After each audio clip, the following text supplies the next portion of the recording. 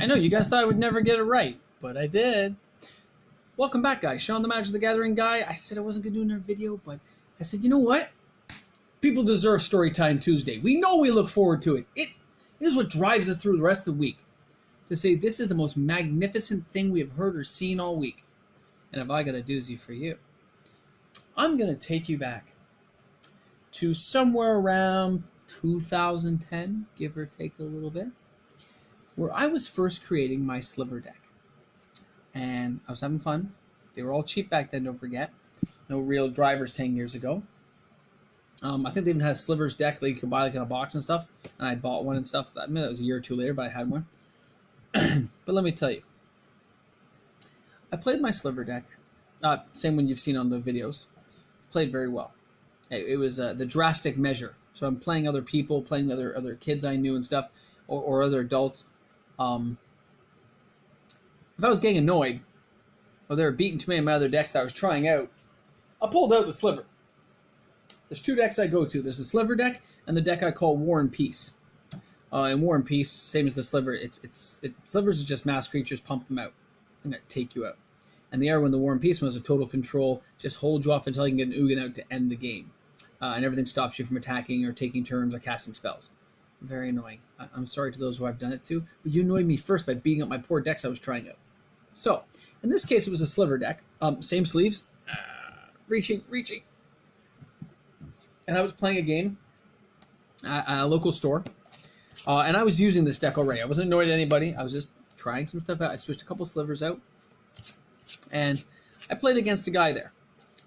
And I'll be honest, this was not, my finest hour. But, it was like, turn 1 land, turn 2, Gemhide Sliver, turn 3, like a homing sliver, and turn 4, I'm already casting a Sliver Legion, turn 5, the game is over. Right? And he had a good deck. It was vintage, and you know who you are. If you're watching my videos, buddy, you know who you were. You know, Chad. You know. And he got really upset. So he wanted to go again.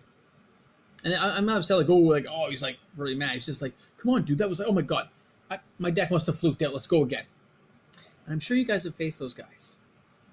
It's a fluke. It's an accident. Let's try again. Let me reshuffle. Let me resort.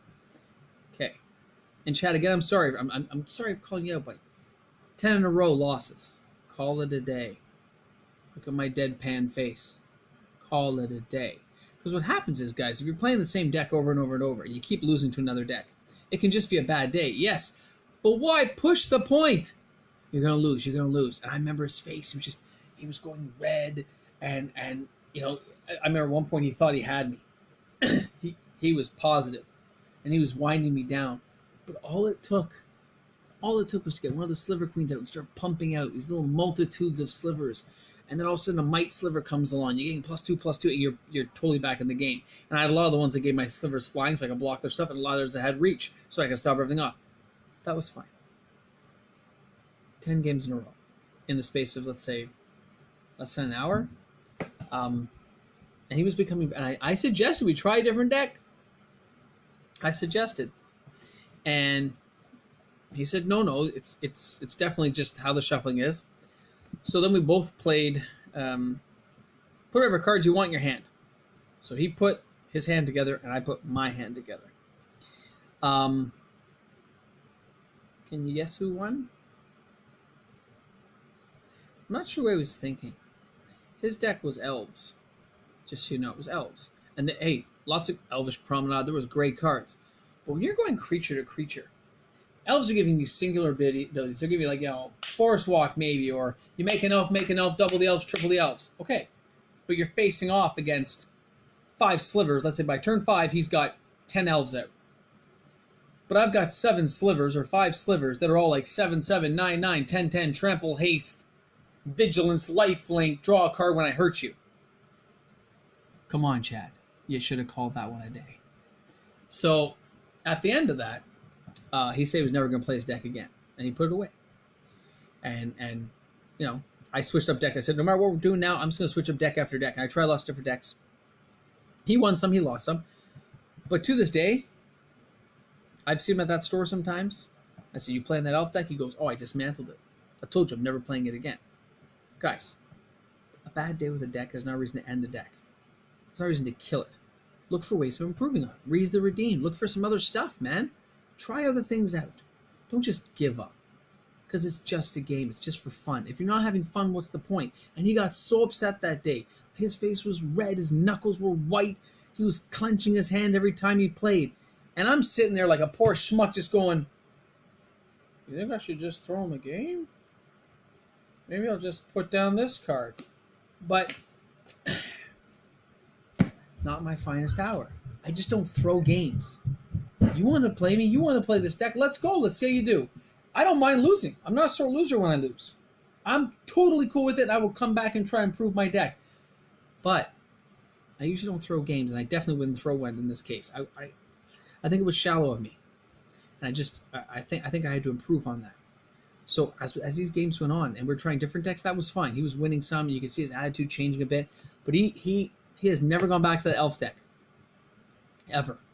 And I feel bad for him because, you shouldn't do that. You should play for the sake of playing. Enjoy the game for enjoying the game. It's great if you want to be pro and take it tournament level. Like I did that. I've been there. I enjoyed it.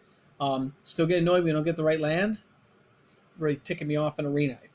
Wizard of the Coast, if you ever watch my videos, fix Arena's mana thing. 27 land in a 60 card deck, and I go 9 turns with no land. Come on, what are the odds? But I'm not complaining. Poor Chad, you were complaining. You were saying, you almost accused me of cheating, but you're the one cutting my deck and making sure, right?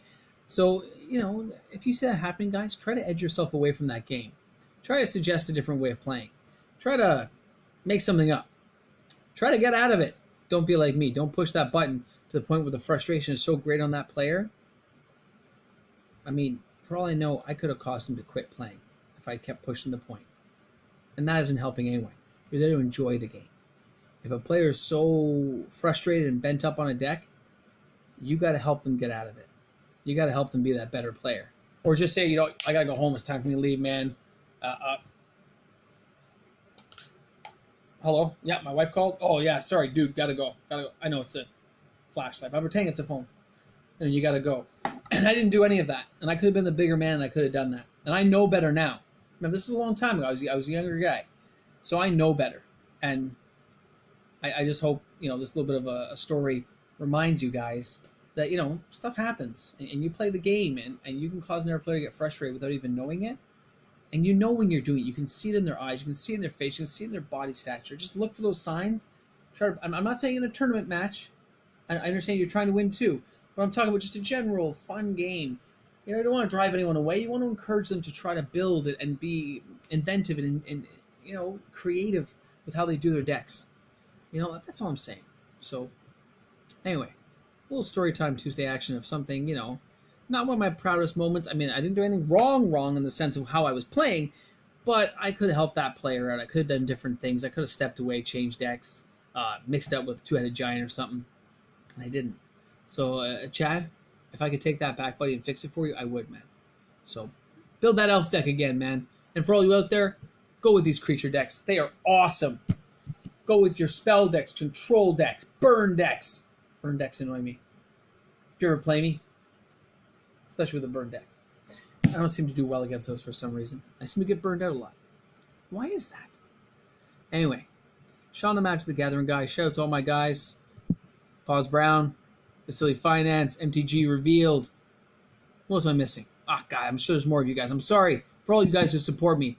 Thank you for tuning in to Storytime Tuesday. I'm sorry it took me so long, like 2 minutes after I did the last video, to get this up for you. I hope you made it through the entire video.